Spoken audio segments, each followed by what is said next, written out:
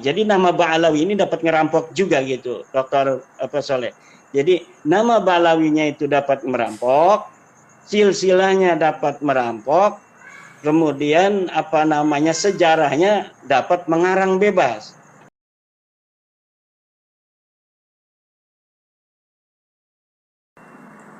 Wow, sangat menarik sekali ya teman-teman semuanya, sebangsa dan setanah air.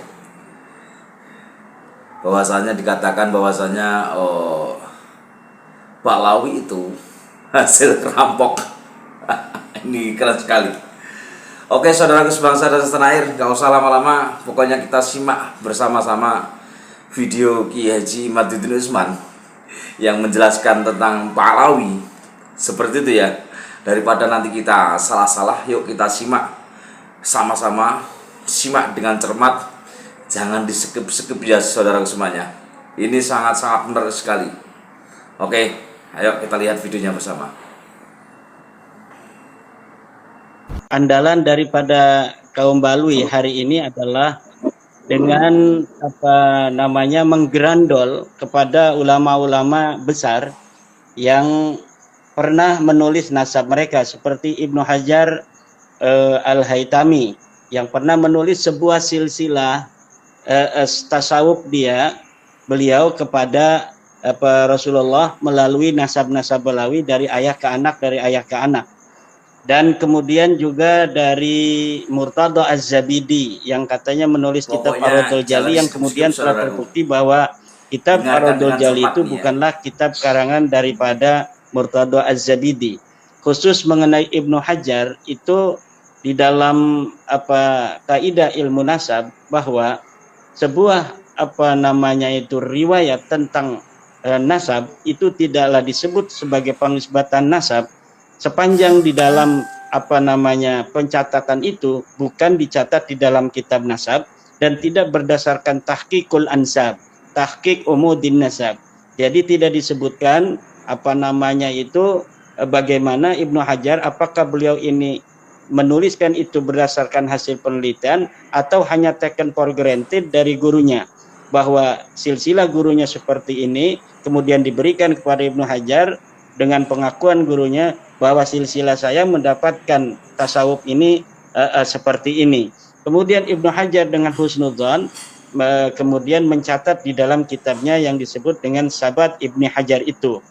Nah, itu kita, karena Ibnu Hajar sudah tidak ada, tentunya kita sulit untuk meminta pertanggungjawaban kepada Ibnu Hajar.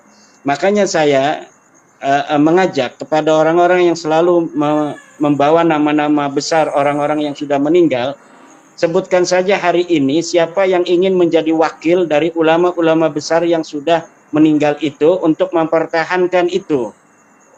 Kalau menganggap Ibnu Hajar telah mengisbat Ba'alawi misal, atau Syekh Nawawi Tanara telah mengisbat Ba'alawi, atau Syekh Hasyim Asy'ari telah mengisbat Ba'alawi, silakan siapa yang ingin menjadi pembela mereka semua untuk kemudian berdialog, berdiskusi dengan saya untuk mempertahankan narasi itu, untuk mempertahankan kesimpulan itu. Kalau kita terus-terus berkata tentang Ibnu Hajar telah mengatakan, Imam Murtada Az-Zabidi telah mengatakan, saya sudah selesai untuk menjawabnya bahwa hal itu tidak bisa disebut sebagai pengisbatan nasab. Tetapi bagi masyarakat awam itu masih sangat bisa dijadikan sebagai narasi yang bisa mengajak masyarakat awam untuk tetap mempercayai nasab mereka. Maka siapa di antara Ba'alawi saat ini dari seluruh dunia Ba'alawi yang dianggap paling alim untuk menjadi wakil dari semua ulama-ulama yang katanya mengisbat itu, untuk kita duduk bersama kemudian membicarakan tentang nasab mereka yang palsu itu? Siapa di antara mereka Ba'alawi di seluruh dunia itu yang kira-kira sanggup untuk menjawab bahwa nasab mereka tidak terputus? Saya mengatakan nasab mereka terputus, mereka bukan turunan Nabi, mereka tidak ada kaitan sama sekali dengan orang Arab, mereka tidak ada kaitan dengan orang Yaman. Karena mereka sebenarnya bukan orang Yaman. Mereka orang-orang yang datang ke Yaman, ke Hadramaut, ke Kampung Tarim, kemudian beranak pinak di sana pada sekitar abad ke-7, 8, 9. Saya lebih ininya baru ke abad ke-8 Hijriah, walaupun ada beberapa narasi dari Bani Ahdal yang mengatakan bahwa leluhur mereka itu sudah datang pada abad ke-6 Hijriah. Kan kalau Ba'alawi mengakuinya mereka datang pada abad ke-4 Hijriah, 317 Hijriah mereka sudah datang ke Yaman. Itu tidak bisa dibuktikan oleh narasi-narasi kitab-kitab nasab dan sejarah masa lalu yang hari ini mampu kita baca. Nasab-nasab, kitab-kitab nasab, kitab sejarah yang ada di abad ke-4 itu ada. Abad ke-3 ada. Abad ke-2 yaitu Ibnu Hisam. Kemudian siapa lagi? Abu Ishaq. Itu sudah ada kitab nasabnya. Kitab sejarahnya maksudnya. Kemudian Tarikh Baghdad, kemudian Al-Kamil fit Tarikh, semuanya ada. Apakah ada di antara kitab-kitab masa lalu di bawah abad ke-5 itu yang menyebutkan mereka itu pernah ada di Yaman? Tidak ada. Pada abad ke-7 sendiri, tidak ada satu kitab pun di Yaman yang hari ini kita bisa akses yang menyatakan Ba'alawi sudah ada di Yaman, tidak ada.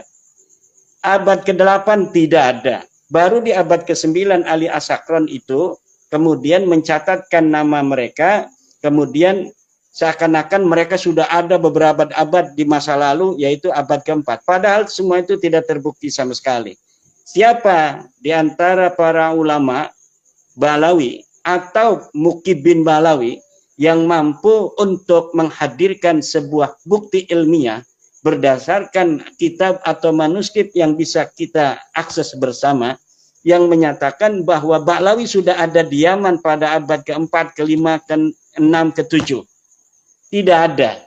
Sama sekali tidak ada. Kalaulah mereka sudah ada di abad ke-6 misalnya, maka kitab As-Suluk akan menyebut nama-nama itu. Sedangkan nama-nama yang diatribusikan oleh Rumel Abbas sebagai nama Ba'alawi, itu nama-nama orang yang mirip dengan Ba'alawi, yang kemudian disebutkan sebagai Ba'alawi hari ini. Padahal itu adalah ulama-ulama Ba'alawi dari keluarga Bajadid yang tidak ada kaitan sama sekali dengan keluarga Ba'alawi. Jadi nama Ba'alawi ini dapat ngerampok juga gitu, Dr. Soleh. Jadi nama Ba'alawinya itu dapat merampok, silsilahnya dapat merampok, kemudian sejarahnya dapat mengarang bebas. Faqih Muqaddam itu orang yang banyak hari ini berhadarat pada Faqih Muqaddam, ila hadrati Faqih Muqaddam, itu hadarat kepada orang yang tidak ada. Itu sama saja dengan orang yang istilahnya itu ngirim pulsa kepada nomor yang sudah tidak ada.